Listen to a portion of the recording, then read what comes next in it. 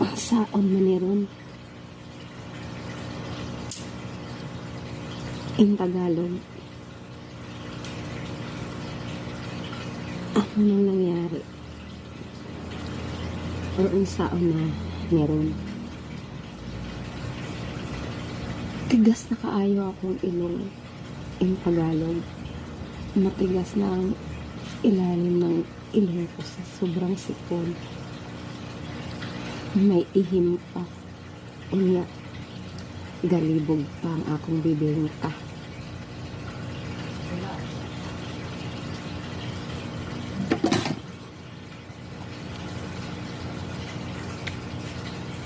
Hadlok mo ako mag-asawa, good. Kadi pa man ko nakahog sa akong or in Tagalog.